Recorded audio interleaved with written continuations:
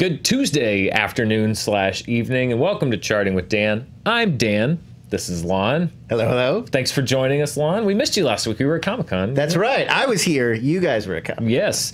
That's why the show's on Tuesday as well, because yesterday was Monday, was a travel day / reassemble the studio day. That's true. We have to take everything apart. A lot of moving pieces. Yeah, a lot of moving pieces. So thanks for joining us a day late. Of course, the only thing that happened while we were gone was that there's a new biggest grossing movie of all time. Just little news. We didn't miss tiny much. News we missed much. Some lions. I can say that we're going to get to what happened this past weekend, but we should just start with the big news. I was actually on, it's such a coincidence, Lon. Mm-hmm. I was very lucky to be in Hall H, and you were present on Saturday, and Kevin Feige's first announcement was that Avengers Endgame had become, or would at that time become, the highest grossing movie of all time. He also said, well, if you adjust for inflation, it's Avatar. But I was like, thank you. But yes, coincidentally, concurrent with the Marvel Hall H panel at Comic-Con. Yeah, I was like live tweeting my reactions to like the Eternals announcement and Shang-Chi, and then right in the middle, it like got interrupted for, by the way, Endgame is now the highest grossing movie of all time. So let's take, Lon, this is our last, we've been doing this since April. Let's take a last look at our race to the new global record. It's finally over. It has finally happened. Avengers Endgame has won the world's slowest, most low-stakes marathon. Yeah. And is now the highest grossing film globally of all time, not adjusted for inflation, which is almost impossible to do globally because of global markets, etc., to do it accurately. Too bad blue Zoe Saldana, green Zoe Saldana is here. Yes, we have a different colored Zoe Saldana that is now the #1. And if you think there's any controversy, it's not, because much like a presidential race, there was a concession call made. Of course. James Cameron himself took to Twitter and congratulated the Marvel Cinematic Universe on their achievement with some Navi things. That's a reference to Avatar, I think. I see you, Marvel. Congratulations to Avengers Endgame on becoming the new box office king, Jim Cameron. Ooh. Yes. Informal. He had to do one of these earlier this year when Avengers surpassed Titanic. Right. So it is now official. The Cameron has spoken. But hey, I mean, Dark Fate still to come this summer. Anything can happen. You never know. Anything can happen. And we may have other Avatar movies, supposedly. Several. We'll see. Several of them coming out. So all 5 movies could be Avatar movies by this time, 5 years from now. Probably. We don't know. But let's take a look officially at the list of all-time highest grossing movies worldwide. And there you go. It is now bookended by Avengers films, the last 2 Avengers films. Star Wars The Force Awakens there at #4, Avatar now #2, Titanic #3. Disney Fox now owns 4 of those 5 and is a co-owner of the 5th of Titanic. Paramount had domestic distribution. Fox had international distribution. So there you go, Lon. Disney. It's over. Yeah. I mean, you have to give it up. Just looking at that list, to Jim Cameron, as I will now call him forever. To Jim Cameron. Jim. Titanic, not really of a kind with the rest of those 5 movies. A period romantic drama. And released in the 20th century. Yeah. Still there after being released in the 20th century. Remarkable. Box office adjustments and everything notwithstanding. I mean, that would be... If you could adjust for inflation everywhere in the world, which you can't. I mean, I'm sure if an economist spent 3 years coming up with some kind of a formula, you could punch the numbers in to adjust around the world based on currency market rate, but it's not feasible. It's not like when you're looking at domestic numbers, you can be like, I know what the dollar was worth in the United States or North America at this time, and I can adjust with some degree of certainty. Sure.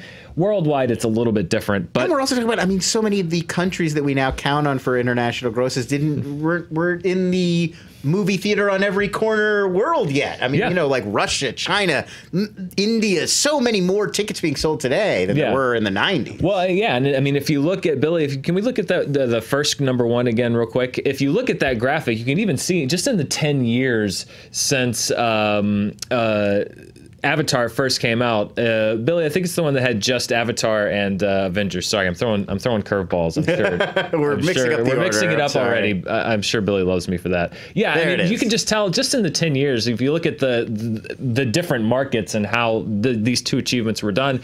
United States was roughly on par, but China carrying a huge load as far as getting the Endgame to the finish line. If you look worldwide, Avatar was actually a much bigger draw internationally outside of North America and China than Avengers Endgame was overall in total numbers. Of course, different time of year. There's all kinds of variables, but it's a very good snapshot of just how, even in 10 years, the global market can shift and change, how different markets become more important. And China obviously playing a huge part in getting Endgame to this. So Lon, 3+ however many months ago, I think we predicted that this might be a long, slow crawl to the record. I think we nailed our prediction. Like I said this before. Like I remember in week 2, people were like, Avatar on your left. It was inevitable after the movie opened. Like, it's going to happen. It's like, well, give it 10 weeks and we'll see. Yeah. So it was a long, slow crawl, but we can finally say that there is a new all-time worldwide box office champion, and that champion is Avengers Endgame. Congratulations, Disney. You really needed this. We did it. You did it. It was a real underdog story. So proud of you with guys. that out of the way, let's turn to the next Disney success story to talk about. Which is last weekend's top 5, which saw The Lion King. We knew it was going to be in line for a massive debut, and there it was, $191.7 million. That is the 8th biggest opening weekend of all time, the biggest opening weekend of this summer so far. If you're looking at summer movies, that's the 3rd biggest opening weekend ever, behind the Avengers and Jurassic World. All of this, of course, unadjusted for inflation, but something that it was, as far as, again, unadjusted dollars go, was the biggest July opening of all time. That tops a record that was set by Harry Potter and the Deathly Hallows Part 2, if you remember that movie. Lion King number 1. Crazy. Harry Potter and the Deathly Hallows Part 2. I think we've got those top 5 up there as well. The Dark Knight Rises, The Dark Knight, Pirates of the Caribbean, Dead Man's Chest, round out that top 5. If you look at the monthly records, and this is fairly recent in the last 7 years or so, Disney now owns the opening weekend record for 6 out of the 12 months of the year.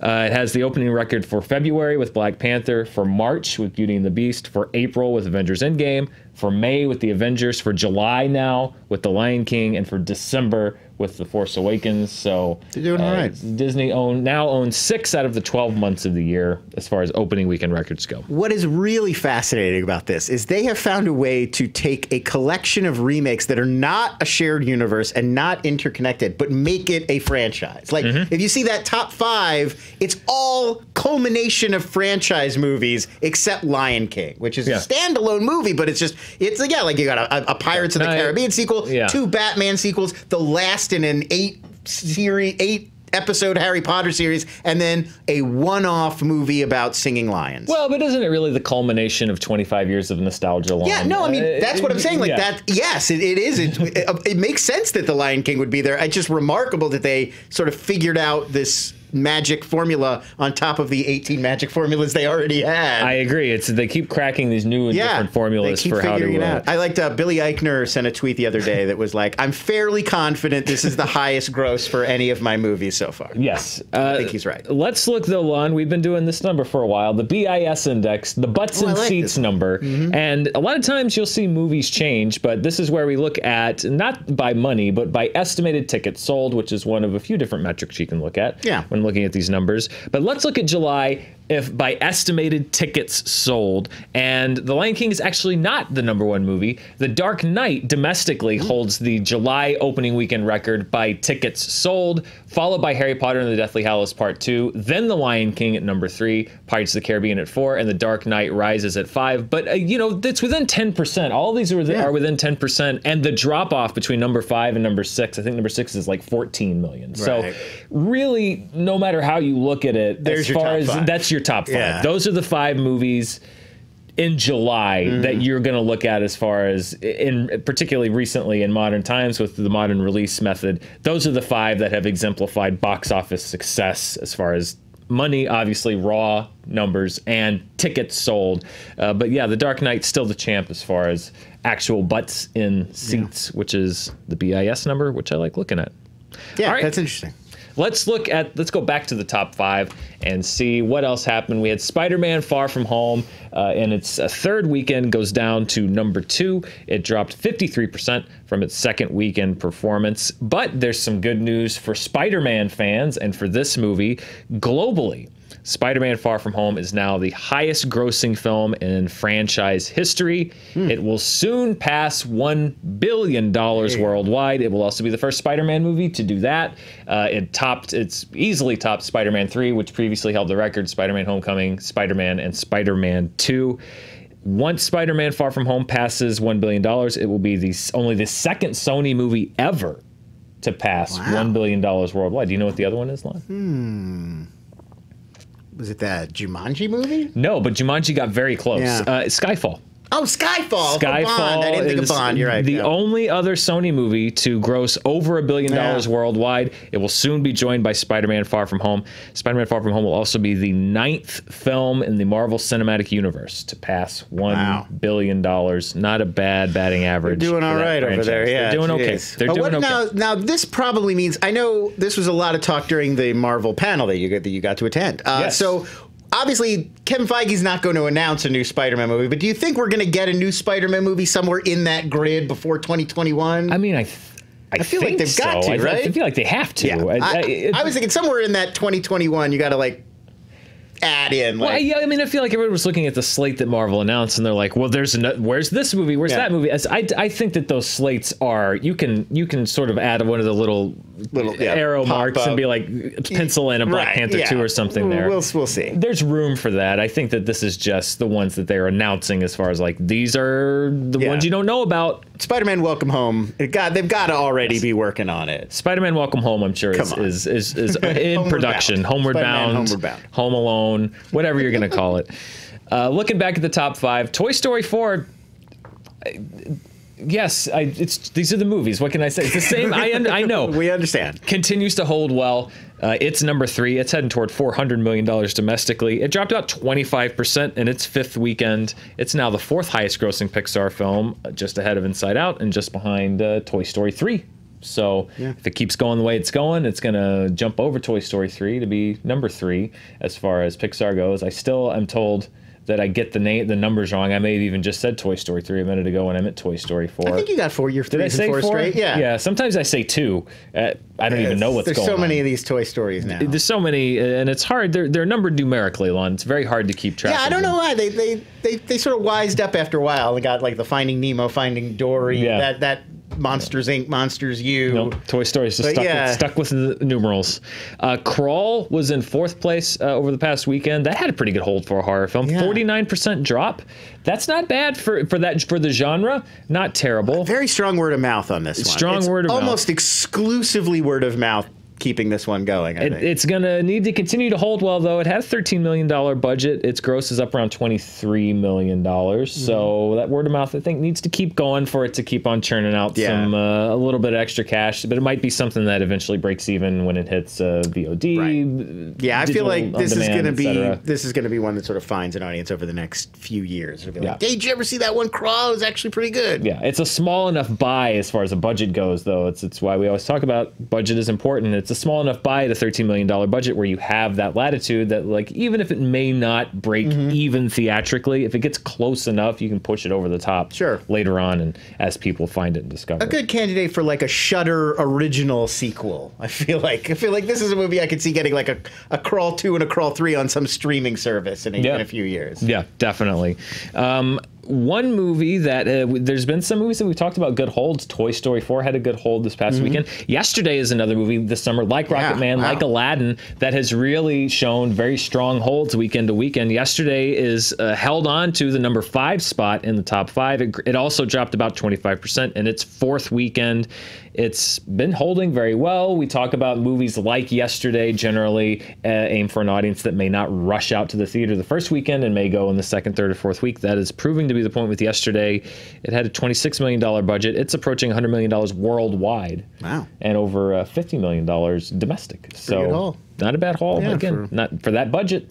And holding well going into the summer. You got to pay for those Beatles songs. That's it. Yeah, got to pay for those Beatles songs. Yeah, otherwise it's clear sailing. Well, but if you don't pay for the Beatles songs, then really you don't have a movie. Oh, you have to pay for the Beatles songs. Otherwise it's just... Yeah, we're in that. It's like the Bohemian Rhapsody, Rocket Man yesterday. There is an audience for, like, if you drench your film in beloved classic rock tunes. We got a Bruce Springsteen movie coming out later this year, Blinded by the Light. Yeah, I've seen the posters. It's also with an Indian suburban lead, right? parent's dream. Yes, at the box office the last year or so.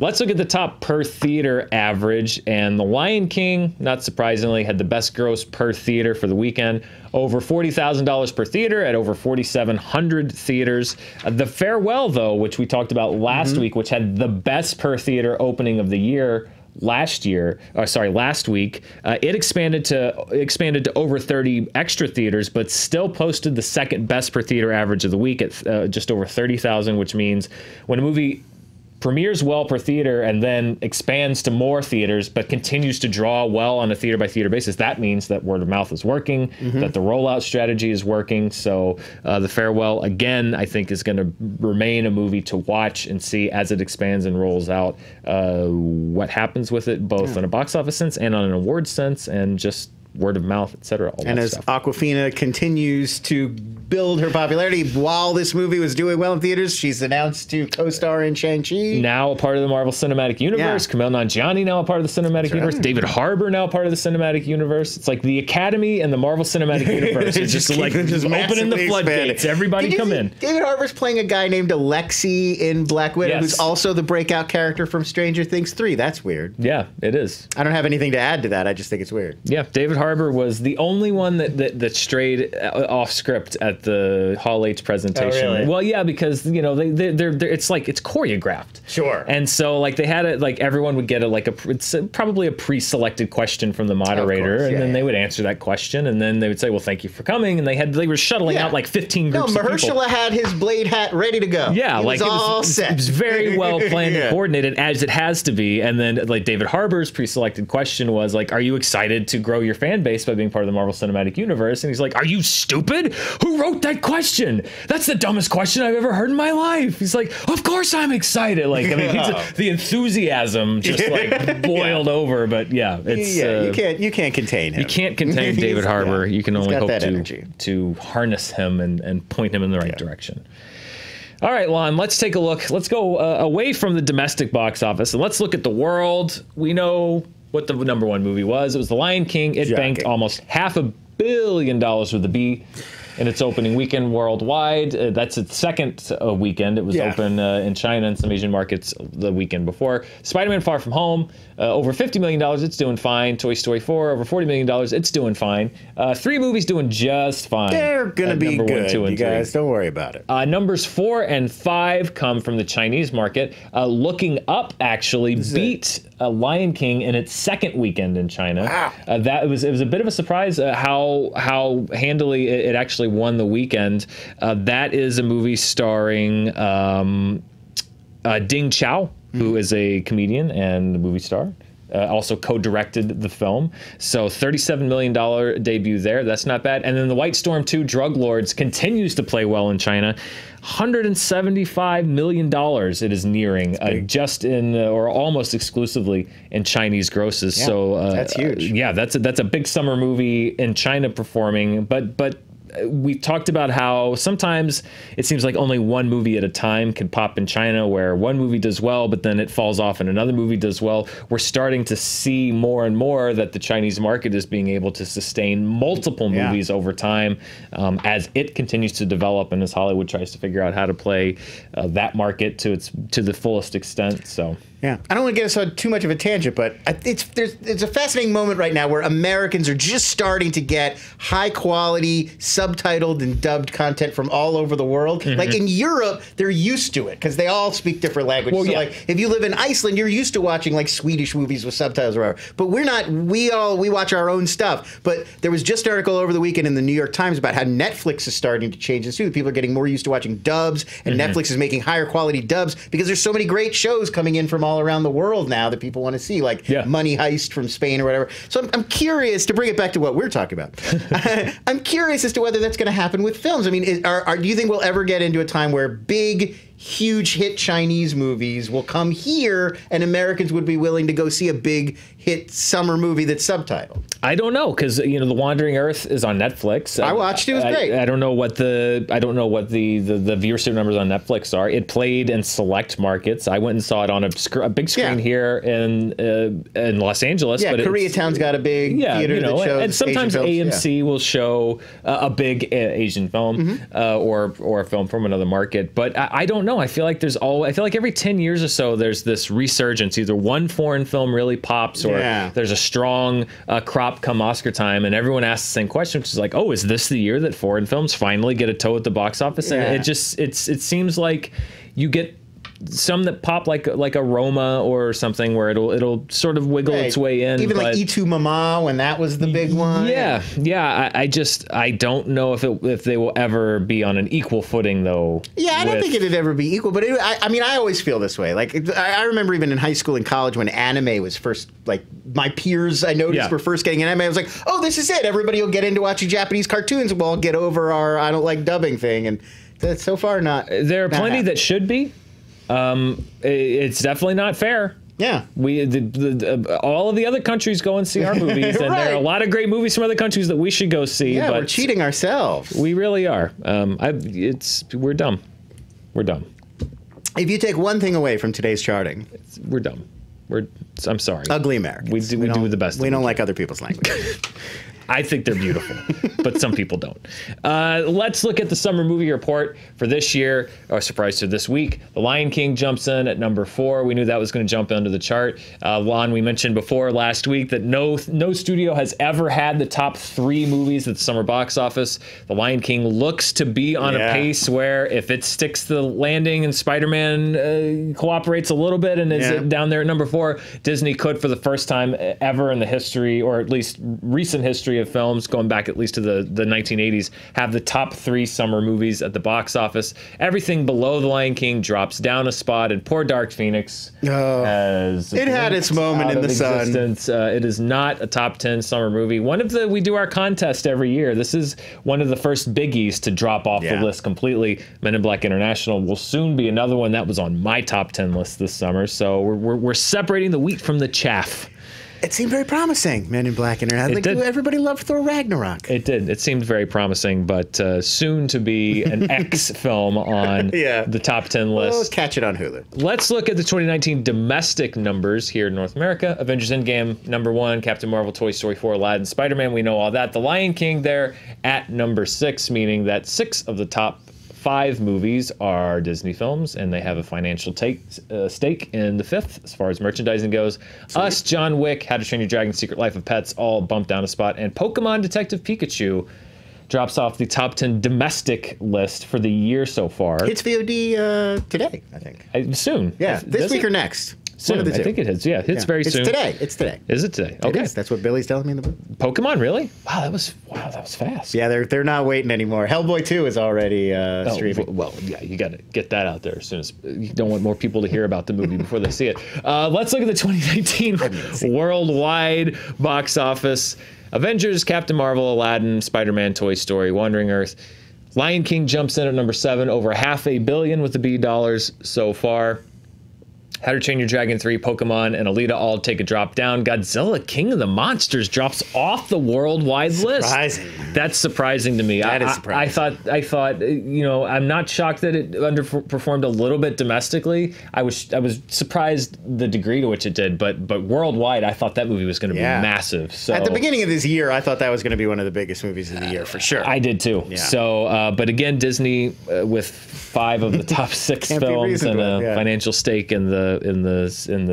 Maybe if Godzilla sang Elton John, Tim Rice songs, people would have gone out. I would I would not miss that movie. I would have gone to see it 15 times. He would do the full Be Prepared. Godzilla would not have done a half version of Be Prepared. You're right. He would have he's gonna belt it out. Mothra marching by. Yeah, and he's going to do it and, Iron style. Yeah. I agree. No, Godzilla would not have done a half job on Be Prepared. No.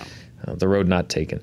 Lon, this week there is one wide release hitting theaters in North America, and that is Quentin Tarantino's Once Upon a Time in Hollywood, the only new wide release coming out this week. There's a few films, as always, in limited release, but I saw this movie last night. There will be a review for it right here on Fandom Entertainment tomorrow, and I am super interested to see what happens with this movie. Very divisive already. I've seen, because it's only critics who've seen it so far, and I've seen reactions all over the map. Yeah. Well, watch my review tomorrow, and you'll have more. You'll have more thoughts spoilers on it. But I just think that it is his most star-studded movie, but also maybe one of his more esoteric ones as well. So check out my thoughts on Once Upon a Time in Hollywood right back here tomorrow. Did you see the James Marsden thing today? The James Marsden thing. James Marsden had a role in the movie that got cut out, and we knew that, but we didn't know what role it was. But Tarantino just revealed it was Burt Reynolds. James Marsden shot a scene where he played young Burt Reynolds that didn't make it in the movie. Well, that seems like a waste. Any work for James Marsden, honestly. It's true. Anytime I learn that we've had Marsden taken away from us, I'm not happy. We will be back here next Monday to talk about Once Upon a Time in Hollywood. How did it open? How does it stack up against Quentin Tarantino's other movies? How did The Lion King do? Yeah. How did The Lion King do in its second week? Is it continuing to take over the box office? All that stuff right here on Fandom Entertainment.